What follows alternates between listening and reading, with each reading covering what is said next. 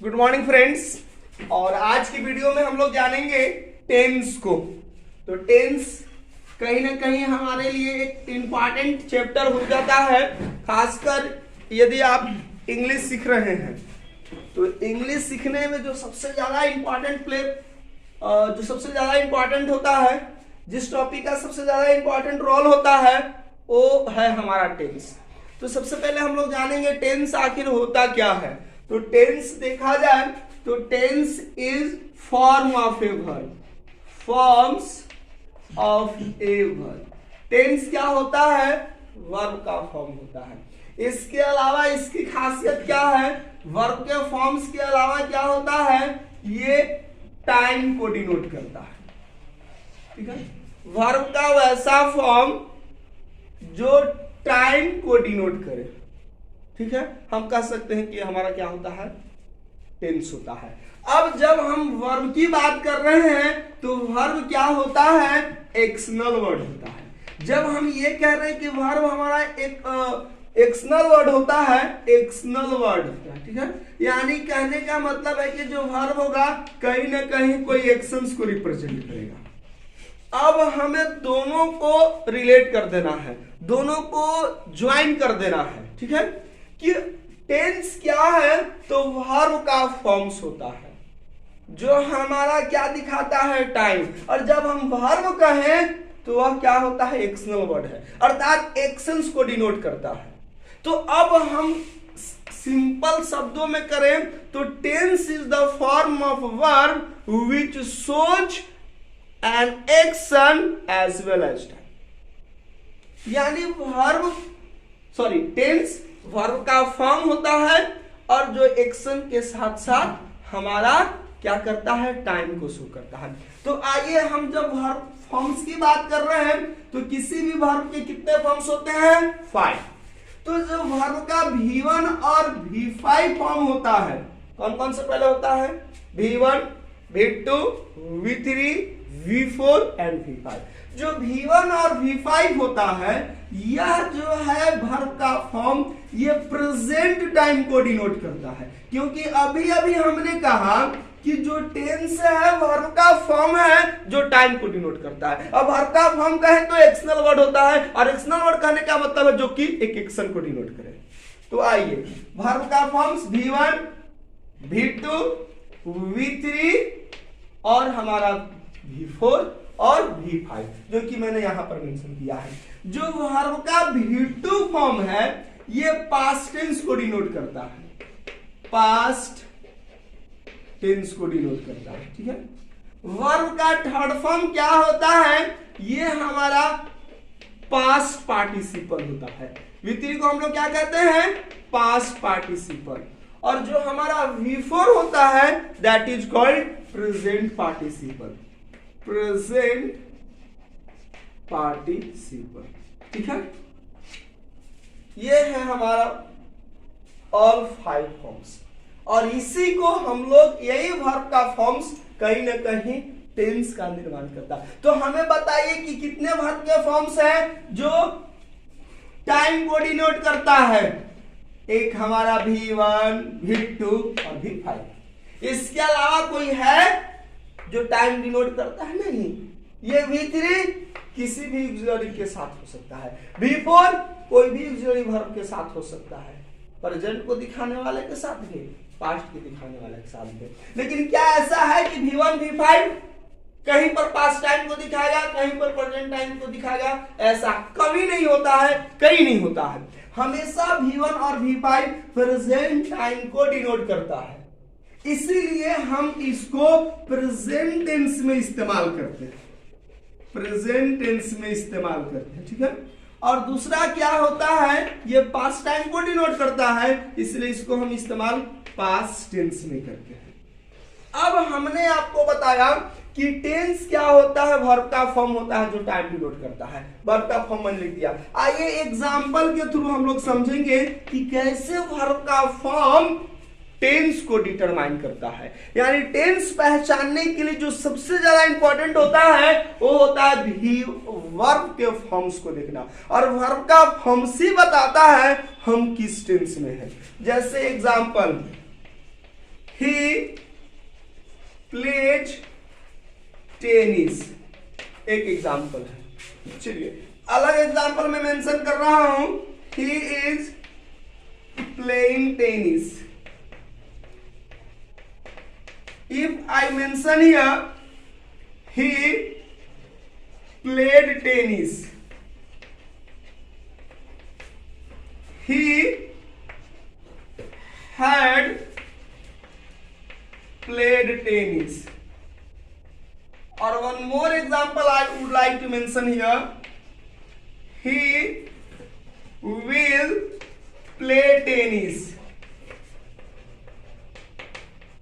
एक और एग्जाम्पल मैं लिख देना चाहता हूं, he has played tennis.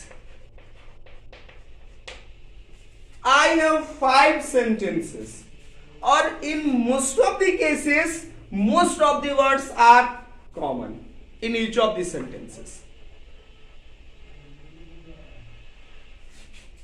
This one. Chलिए few examples where it means unable. You are unable to just look that. So I am mentioning here. He will play tennis. The fourth sentence, let me 1, 2, 3, 4. Next example is here. He will play tennis. Next example 5 here. Sixth,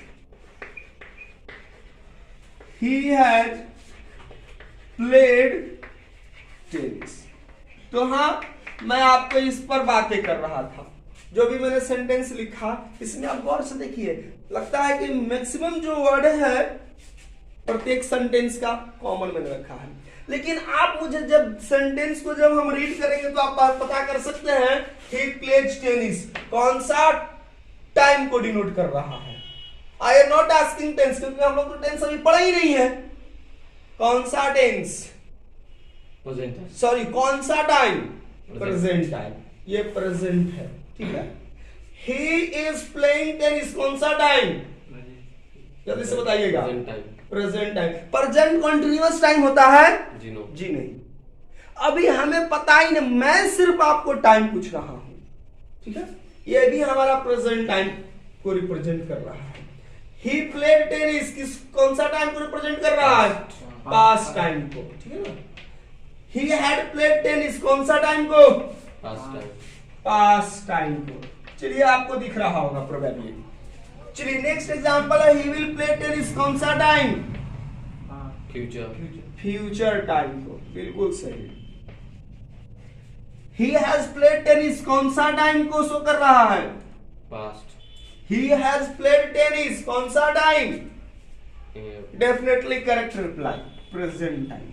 अब हम लोगों के पास ये जो सवाल उठता है कि ये जो हम लोग डिटरमाइन कर रहे हैं, ये प्रेजेंट टाइम शो कर रहा है, पास्ट टाइम शो कर रहा है, फ्यूचर शो कर रहा है, प्रेजेंट पास्ट, इस तरह के सवाल उठते हैं। अब हम आपसे कुछ सवाल पूछने जा रहे हैं और आप हमें उसका सही सही जवाब दीजिएगा कि आपने sentence number first he plays tennis, आपने प्रेजेंट टाइम बताया कि सेंटेंस नंबर 1 प्रेजेंट टाइम को शो कर रहा।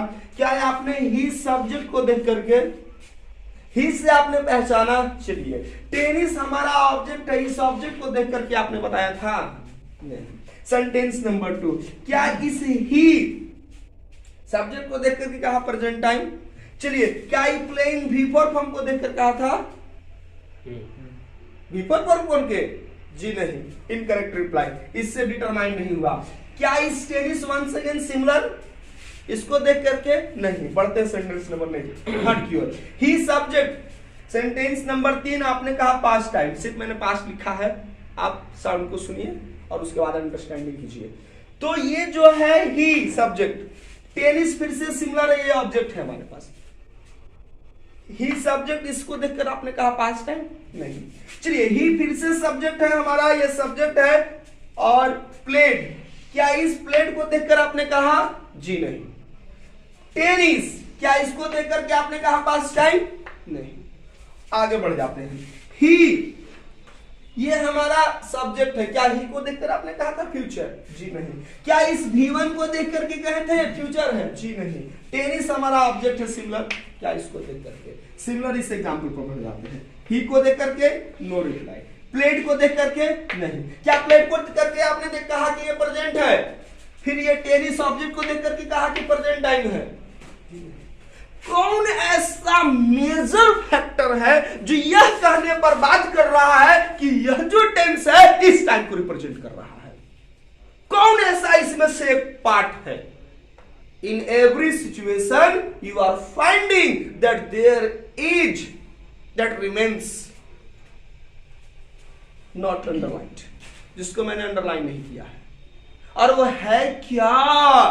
तो वर्ब, और वही वर्ब का फॉर्म डिफर कर रहा है। यहां पर मैंने प्लेड जब ही V5 कहा, आपने कहा प्रेजेंट टेंस। क्यों? क्योंकि मैंने बिगिनिंग में बताया है वर्ब का V1 और V5 कौन सा टाइम शो करता है। आपने ये देखकर नहीं कहा होगा कि सर ही सब्जेक्ट है इसलिए प्रेजेंट टाइम है, टेनिस ऑब्जेक्ट है इसलिए प्रेजेंट टाइम को। नो, व्हाट डिटरमाइन और what determines that the following sentence belongs to which time? Definitely the correct answer is form of a verb. मैं आपको ये प्रमाणित करके बता रहा हूं कैसे वर्ब का फॉर्म टेंस कहलाता है। Tense is nothing but the play of verb forms. Tense दोस्तों कुछ नहीं होता है, सिर्फ वर्ब का दी फॉर्म। ये 5 फॉर्म्स देखे ना, ये thumb, 4 finger, middle finger, ring finger, tiny finger. जी नहीं, ये V1 है, ये V2 है, V3 है, V4 है, V5 है। इस V5 को आपने समझा मीन्स टेंस कंप्लीट। टेंस कुछ और नहीं है। बढ़ते हैं आगे हम लोग। ये था हमारा इज। ये इज हमारे साथ कह रहा है कि हम प्रेजेंट में है, ये प्लेइंग नहीं। यदि प्लेइंग भी पर हमको कहते हैं कि प्रेजेंट है, तो जब ही हम कह देंगे ही वाज प्लेइंग, तो क्या प्रेजेंट टाइम शो करेगा? यानी V4 डिटरमाइन कर रहा है? नहीं कर रहा है। आगे सेंटेंस, ये प्लेड यानी कि V2 है, और जब ही आपने प्लेड देखा तो आपने सीधे चुकी ये V2 है, और V2 देखिए कौन सा टाइम डिनोट करता है? तो ये आपने कह दिया कि ये क्या है? पास्ट टाइम को ये सेंटेंस डिनोट करा। सिमिलरली हैड, प्लेड यहां पर भी है हमारे पास V3 फॉर्म, और यहां पर भी है। यहां पर दोनों जगह ये भी है, प्लेड V2 है लेकिन सिमिलर, लेकिन दोनों में अंतर है।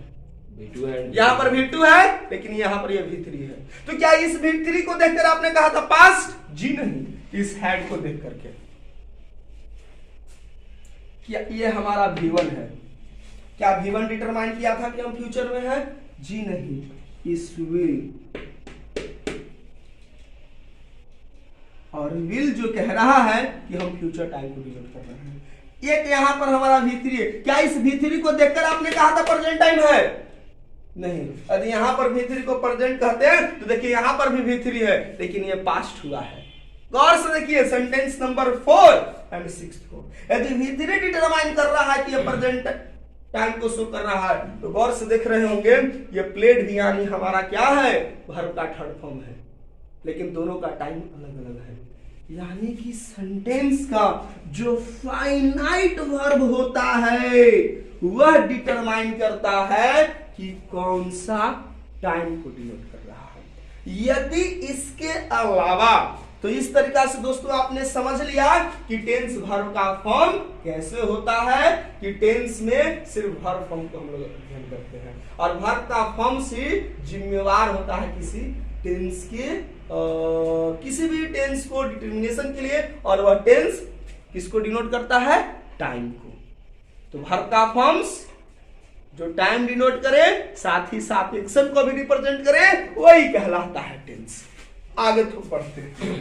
आइए अब मैं आपको बता रहा हूं कि ये कैसे काम करता है। ये वर्ब फॉर्म्स के अलावा और क्या होता है। चलिए इसको हम बताने से पहले मैं आपको कंसेप्ट दूर कर देना चाहता हूं कि मैंने अभी अभी टाइम बताया था, ठीक है? जो टाइम होता है यह कितने होते हैं टाइम? टाइम हमारे पास 3 होते हैं, ठीक है। कौन कौन से टाइम? टाइम जो है 3 है हमारे पास। जो चल रहा है इसको हम लोग कहेंगे प्रेजेंट टाइम, जो चला गया उसको हम लोग कहते हैं पास्ट टाइम, और जो वैसा समय जो आने वाला है उसको हम लोग कहते हैं फ्यूचर। तो हमारे पास टाइम 3 है लेकिन टेंस कितने हैं? 2। जी नहीं सर, गलत पढ़ा रहे हैं। हम लोगों ने पढ़ा है कि टेंस 3 होते हैं, एक प्रेजेंट टेंस, दूसरा पास्ट टेंस और तीसरा फ्यूचर टेंस। मैं कहता हूं टेंस 2 ही होते हैं। कैसे? मैं प्रमाणित करके दिखाता हूं। अभी कुछ समय पहले तक आपने एक्सेप्ट किया कि टेंस वर्ब का फॉर्म होता है, और वर्ब का फॉर्म्स एक्शन डिनोट करता है, और टेंस वर्ब के फॉर्म्स के अलावा टाइम को रिप्रेजेंट करता है। तो हमें बताइए कि वर्ब का फॉर्म्स यही ना होता है V1 से लेकर V5 तक? क्या इसके अलावा भी कोई होता है? तो बताइए कि इसमें कौन सा ऐसा वर्ब है जो फ्यूचर को दिखा रहा है? No one. तो फिर कैसे कहते हैं कि फ्यूचर टेंस होता है? We use models. तो फिर प्रॉब्लम, यानी कि टेंस मुख्यतः मेनली 2 ही होते हैं। फिर ग्रामरियन के पास समस्या आई होगी कि आखिर हम लोग फ्यूचर को कैसे बनाएंगे। तो इसका मैं उपाय बताता हूं, गौर से सुनिए।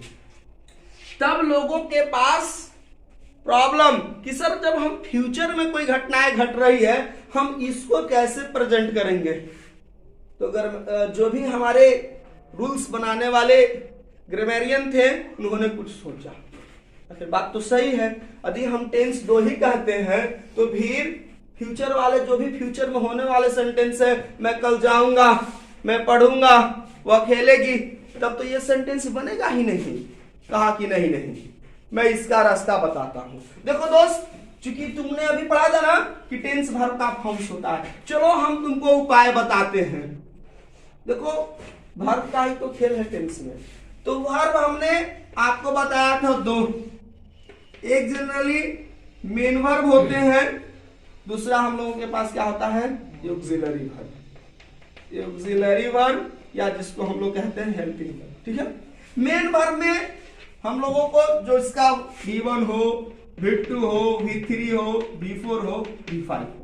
मेन वर्ब ऐसे कई तरह से इसको मेन वर्ब को क्लासिफाई किया गया। इसमें transitive, intransitive, finite, non finite, regular, irregular, linking, कई तरह के वर्ब देखने को मिलते हैं, ठीक है। मेन वर्ब में सब मेन वर्ब के काइंड्स हैं, ठीक है ना। ये मेन वर्ब के तहत आएंगे।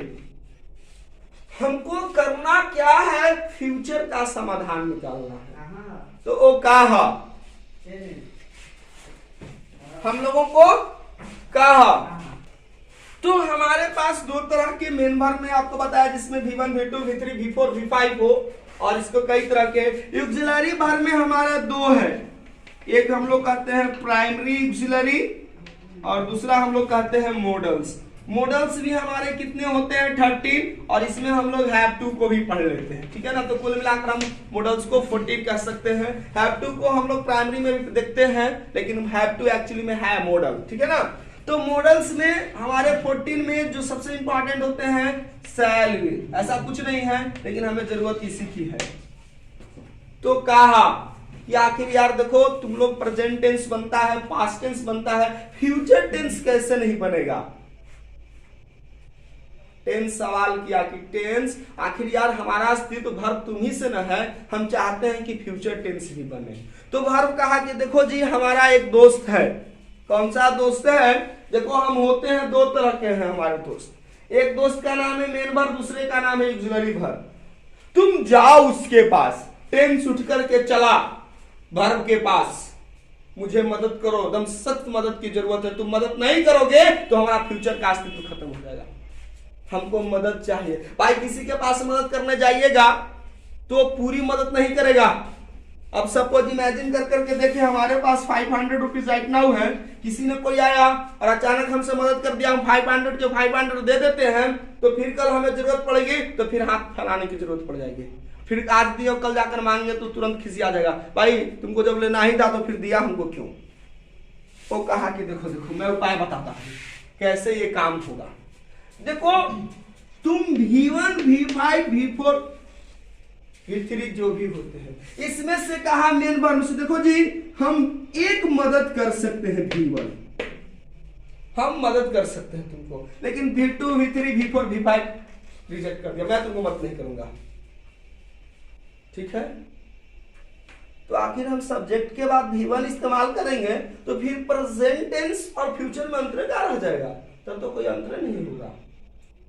आखिर तुम सिर्फ V1 मदद करते हो तो आई गो, तो ये तो सिंपल प्रोजेक्ट हो जाएगा, फ्यूचर कहां होगा, कहां समस्या बरकरार रहे।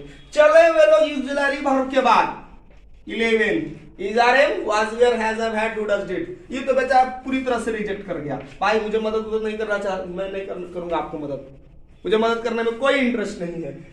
आया मॉडल्स के पास, भाई तुम लोग तो यार 14 है ना, थोड़ा बहुत कुछ हेल्प करो ना, तुम कुछ थोड़ा बहुत भी हेल्प करते हो तो हमारा काम बन जाएगा। तो कहा कि ठीक है हम लोग यार 14, लेकिन हम लोग सब मदद नहीं करेंगे, कौन कौन मदद करेगा, तो सैल और वीर मदद करेगा, ठीक है। तो एक पैटर्न बना फ्यूचर के लिए कि जब हम सैलविल के बाद हम वर्ब का V1 फॉर्म इस्तेमाल करते हैं इस पैटर्न पर, तो ये जो होता है फ्यूचर टाइम को शो करता है। यानी हमें कोई फ्यूचर टाइम को दिखाना होता है तो हमने सैलविल मॉडल ऑक्सिलरी से बोरो किया, और ये V1 कहां से बोरो किया, मेन वर्ब से, और एक नई पैटर्न बनी मॉडल्स के बाद V1, और मॉडल्स में सब नहीं, सिर्फ याद रखना है सैल और विल, और यह जो स्ट्रक्चर बनता है वह फ्यूचर टाइम को डिनोट करता है। जब फ्यूचर टाइम को डिनोट करने लगा तो लोगों के चेहरे पर प्रसन्नता, तब तो हम फ्यूचर के सेंटेंस बना ही सकते हैं। मैं एक डॉक्टर बनूंगा, आई शैल बिकम ए डॉक्टर, मैं आपको पढ़ाऊंगा, आई शैल टीच यू, वहां यहां आएगी, सी विल कम हियर, फ्यूचर का हो गया। अब एक और सवाल, तो सिर्फ ये तो फ्यूचर इंडिफिनिट ही बना ना, तो तुम बताओ प्रेजेंट, तुम प्रेजेंट में 4 होता है, प्रेजेंट कंटिन्यूअस, प्रेजेंट इंडिफिनिट इसके पहले, present perfect, present perfect continuous, अब हम सिर्फ एक ही होंगे। तो मेन वर्ब कहा कि अच्छा ठीक, तू जब V1 मदद करने को तैयार है तो हम भी मदद इसको करेंगे, तो कहा V4 की हम मदद करेंगे जी, ठीक है ना, तो V4 भी राजी हो गया। तो जब हम सैल और विल के बाद बी के बाद V4 इस्तेमाल करते हैं तो ये फ्यूचर कंटिन्यूअस स्ट्रक्चर बन जाता है। तो V1 V4 राजी, तो V1 हुआ तो फ्यूचर इंडिफिनिट बना, अब V4 राज्य हुआ तो फ्यूचर कंटिन्यूअस बना। तो V3 का कि तुम लोग भी तो मदद कर ही रहा है, हमको मदद करने में क्या जाता है, तो ये भी कह दिया कि देख भाई, अरे तुम सैलविल तो बेचारा पहले ही से पूरी तरह से एकदम डेडिकेटेड है, फ्यूचर तुम्हारे लिए हम कुछ भी कर सकते हैं, तो ये बेचारा हर कंडीशन फ्यूचर में सैलविल रहेगा, फ्यूचर सैलविल का खेल। इसके बाद हमने क्या इस्तेमाल कर दिया, है, और इसके बाद हमने जब V3 मदद किया तो ये बन गया फ्यूचर परफेक्ट, और इसी हैव के बाद यदि हम बीन इस्तेमाल करते हैं और V4 तो करते ही करते हैं, तो V4 मदद करता ही है, तो ये बन गया हमारा फ्यूचर परफेक्ट कंटिन्यूअस। इस तरीका से फ्यूचर का चारों का निर्माण होता है। लेकिन मेन वर्ब में V2 V5 इसको कहते हैं ना 36 का आंकड़ा है, कभी भी मदद नहीं करता है फ्यूचर में। यही रीजन है कि हम लोग V2 और V5 फ्यूचर के किसी भी सेंटेंस में नहीं इस्तेमाल होता है, क्योंकि अभी हमने बताया था मदद लोग पूरी नहीं करते हैं, क्योंकि पूरी तरह से मदद करेंगे तो फिर आप कंगाल हो जाइएगा। तो ये था दोस्तों फ्यूचर का खेल। कैसे फ्यूचर आया, तो इस तरह से हम इस मुकाम पर पहुंच चुके हैं कि टेंस होता है हमारा मुख्य रूप से 2, और ट्रेडिशनली हम कह सकते हैं कि टेंस हम लोग 3 जैसा कि हम लोग पढ़ रहे हैं, लेकिन मुख्य रूप से टेंस 2 ही होते हैं, प्रेजेंट टेंस और पास्ट टेंस, ठीक है ना। टाइम हमारा 3 होता है, forever, present time, past time और फ्यूचर टाइम। एक कॉन्सेप्ट हम लोगों को सीखना है, वो सीखना है टाइम एंड टेंस में फिर अंतर क्या क्या है। तो आइए इस कॉन्सेप्ट पर हम बातें करते हैं। एक तरफ है हमारा टाइम और दूसरे तरफ है हमारा टेंस, ठीक है। ये दोनों में डिफरेंट क्या होता है? कहीं ना कहीं ये दोनों एक दूसरे से रिलेटेड है समहाउ, लेकिन कई सारे डिफरेंसेस भी हैं। तो हम जब टाइम को पढ़ते हैं तो सबसे पहला जो पॉइंट हमें देखने को मिलता है टाइम एंड टेंस का, कि जो टाइम होता है ये नॉन ग्रामेटिकल टर्म होता है, नॉन ग्रामेटिकल टर्म, ठीक है। यानी टाइम देखने के लिए हमें कोई नियम कानून की जरूरत नहीं पड़ती है, ठीक है। टेंस क्या होता है हमारा? Grammatical term. तो आइए फिर से मैं आपको कन्विंस करता हूं, ग्रामेटिकल टर्म। ये ग्रामेटिकल टर्म का मतलब क्या हुआ? तो ग्रामेटिकल टर्म कहने का मतलब है वैसा टर्म जिसके पास कुछ रूल्स रेगुलेशन हो, जो सेट ऑफ रूल्स रखता हो। यानी हमें टेंस पहचानना है तो हमें इसके रूल्स, पैटर्न्स, जिसको आप स्ट्रक्चर्स कहते हैं, ठीक है, आपको याद रखना पड़ता है। लेकिन हमें क्या बता सकते हैं? हमें टाइम देखना है तो हमें कोई स्ट्रक्चर याद रखना पड़ता है। हमको कोई नियम याद रहेगा तभी हम टाइम देख पाएंगे, नहीं याद रहेगा तो टाइम नहीं देख पाएंगे, ऐसा है। लेकिन टेंस में ऐसा है, यदि आपको पैटर्न्स नहीं पता है, आपने रूल को नहीं माइंड में रखा है, तो आप गलत कर जाएंगे। लेकिन टाइम में ऐसा कुछ भी नहीं है। दूसरा रीजन कहते क्या है कि जो टाइम जो है यूनिवर्सल कॉन्सेप्ट है, ठीक है, यूनिवर्सल कॉन्सेप्ट। ये टाइम जो है तब से अस्तित्व में आया है जब से हमारी इस धरती का निर्माण हुआ है। लेकिन ये जो टेंस है, ये टेंस बहुत ज्यादा ओल्ड नहीं है। 14th सेंचुरी के आसपास आई थिंक पहली ग्रामर बुक लिखी गई थे। मींस आज से मुश्किल से 700 से 800 ईयर्स एगो। लेकिन टाइम यूनिवर्सल, ये सार्वभौमिक फैक्ट है। टेंस क्या है? ये मैन मेड कॉन्सेप्ट है, मैन मेड कॉन्सेप्ट। मैं आपको बताऊंगा कि कौन सी सबसे पहली ग्रामर बुक लिखी गई थी, कब। आई थिंक मुझे ईयर्स एग्जैक्ट मुझे नहीं अभी माइंड में आ रहा है, तो मैं बताता। बहुत ज्यादा इसका नहीं है। मिडिल इंग्लिश में ग्रामर लिखने की शुरुआत हुई होगी। यदि हमारा आपने लैंग्वेज का एक वीडियो पढ़ा होगा, हिस्ट्री ऑफ इंग्लिश लिटरेचर, तो उसमें मैंने बताया था कि इंग्लिश को 3 भाग में क्लासिफाई करते हैं। ओल्ड इंग्लिश 440 से लेकर के 1066 तक, और एमी जिसको मिडिल इंग्लिश कहते हैं 1150 से लेकर के 1500 AD तक, और जो हमारा लास्ट होता है वो होता है एमी ही होता है, लेकिन ये एमी का मतलब होता है हमारा मॉडर्न। ये था मिडिल, ये एमी से मॉडर्न। तो इंग्लिश ग्रामर सिर्फ मिडिल इंग्लिश में भी नहीं थे। ओल्ड इंग्लिश में कोई ऑथेंटिक टेक्स्ट नहीं थे और कोई ना ही प्रॉपर रूल्स था जो सारे लोग उसको क्या कर सके, फॉलो कर सके। कितना यंग है ये ग्रामर का टॉपिक टेंस। लेकिन टाइम बताइए तो कब बना, कैसे बना, कोई अस्तित्व नहीं है। दैट्स व्हाई इसको हम लोग कहते हैं यूनिवर्सल कॉन्सेप्ट। कुछ और अंतर की यदि हम बात करें टाइम एंड टेंस में, तो और हमें देखने को मिलता क्या है कि जो टाइम होता है यूनिवर्सल कॉन्सेप्ट में, ये क्या होता है, free from language, free from language, ठीक है। ये क्या होता है, इसको टाइम को लैंग्वेज से कोई मतलब नहीं है कि आप हिंदी पढ़ रहे हैं, संस्कृत पढ़ रहे हैं, उर्दू पढ़ रहे हैं, फ्रेंच पढ़ रहे हैं, इसको कोई लेना देना नहीं है। थ्रू आउट और all over the world time is classified into 3। कोई रूल्स नहीं, कोई रेगुलेशंस नहीं, चल रहा है प्रेजेंट, चला गया पास्ट, आएगा। लेकिन ये जो टेंस है ना वो लैंग्वेज पर आधारित होता है, बेस्ड ऑन लैंग्वेज। ये लैंग्वेज के साथ बदलता है। अभी अभी हमने बताया था आपको कि जो इंग्लिश में क्या होता है, टेंस हमारे कितने, 3, प्रेजेंट टेंस, पास्ट टेंस और फ्यूचर टेंस। प्रेजेंट के भी 4, पास्ट के भी 4 और फ्यूचर के भी 4, ये इंग्लिश में। लेकिन यदि आपने हिंदी व्याकरण कभी पढ़ा होगा तो वहां पर आप देखे होंगे कि जो पास्ट टेंस अर्थात भूतकाल, वहां पर 6 होते हैं। अंतर हो गया। एक वर्ब के फॉर्म्स यहां पर इंग्लिश में मैंने 5 बताए, संस्कृत लैंग्वेज में एक वर्ब के फॉर्म्स कितने होते हैं, 6। जी नहीं 9, सतौते तीता अंति, क्या था जो, या like that, I forget, excuse me for dears. आप देखते हैं वहां पर कितने होते हैं, 9। बदल रहा है सर, वर्ब फॉर्म्स ने बदल रहा है, टेंस कहां, तो टेंस वर्ब का ना खेल है। तो ये हमारे बेसिक डिफरेंसेस हैं टाइम एंड टेंस में।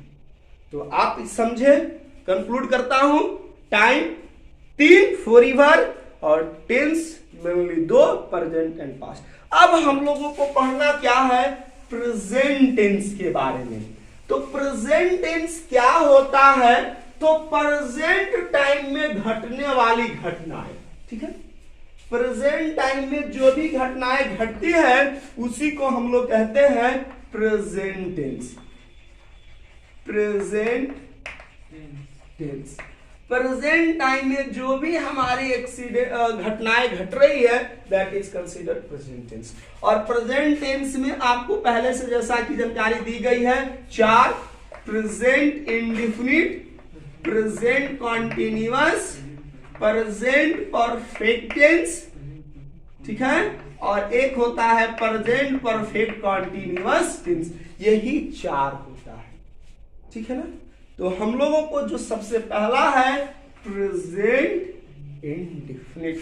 आइए थोड़ी सी मैं आपको इस पर डिस्कस करता हूं, क्या होता है हमारा present indefinite tense. Present indefinite tense, present indefinite tense को ही हम कह सकते हैं simple present tense. Simple present tense, ठीक है। प्रेजेंट इंडेफिनिट को ही हम क्या कह सकते हैं, simple present tense. Simple present tense या प्रेजेंट इंडेफिनिट टेंस क्या होता है कि प्रेजेंट टाइम में कोई घटना होगी, यानी कोई कार्य होगा, लेकिन यह कार्य का न बिगिनिंग पता हो और ना ही एंड पता हो। जैसे कि मैं पढ़ता हूं, मैं कब पढ़ता था, मैंने कब से पढ़ता हूं, कब तक पढ़ेंगे कोई अता पता नहीं है, लेकिन सिर्फ इतना जरूर पता चल रहा है कि प्रेजेंट टाइम में मैं एक क्रिया करता हूं, हमसे मैं कोई एक्शन परफॉर्म करता हूं, वह एक्शन कर रहा हूं रीड करने का, यह प्रेजेंट इंडेफिनिट हुआ, ठीक है। तो वैसे एक्शंस जिसका न एंड पता हो न बिगिनिंग पता हो, बट हाँ एक्शन जरूर होगा, इसलिए तो नाम है इंडेफिनिट, डिफिनिट, इंडेफिनिट। अब ऐसे सेंटेंसेस को, एक्सप्रेशन को हम इंग्लिश में ट्रांसलेट करने के लिए हमारे पास कुछ पैटर्न्स बताए गए हैं, और ये पैटर्न्स है हमारे सब्जेक्ट प्लस वर्ब का V1, V5 plus rest words, ठीक है। ये पैटर्न से, ये पैटर्न जनरली इस्तेमाल हम लोग करते हैं सब्जेक्ट्स हैबिट दिखाने के लिए। सब्जेक्ट्स हैबिट, ठीक है, सब्जेक्ट्स की हैबिट जहां पर होती है, जैसे मैं पढ़ाता हूं, कल भी पढ़ाया था, आज भी पढ़ा रहा हूं, कल भी पढ़ाऊंगा, तो ये हमारा हैबिट है। मैं अपना दांत साफ करता हूं, आई ब्रश माय टीथ। ऐसा नहीं कि सिर्फ मैं आज करता हूं, कल भी किए थे, आज भी किए हैं, कल भी करेंगे। तो जो हैबिचुअल हो, जो हैबिट को दिखाता हो कि घटनाएं एक प्रॉपर इंटरवल पर रिपीटेड की जाती हो, तो वैसे को हम सिंपल प्रेजेंट कहते हैं। ये भी आप इससे भी समझ सकते हैं। और एक दूसरा पैटर्न होता है subject plus to be verb plus complement, ठीक है, कंप्लीमेंट। टू बी वर्ब में हमको प्रेजेंट है, याद रखेंगे इज आर एम का इस्तेमाल करेंगे। जैसे मैं एक ट्यूटर हूं, टीचर मैं अपने आप को नहीं कह रहा हूं, आई एम ए टीचर, आप एक छात्र हैं, यू आर ए स्टूडेंट, यानी कि सब्जेक्ट्स की कंडीशंस और सिचुएशंस को बताता है यह structure, subjects, conditions and situation, ठीक है। तो कैसे हम इस पैटर्न्स का इस्तेमाल सेंटेंस में करेंगे, तो आप wait for the next video. तो आज की वीडियो में इतना है। Thanks for watching this video. उम्मीद करता हूं आपको समझ में आया होगा। Thank you.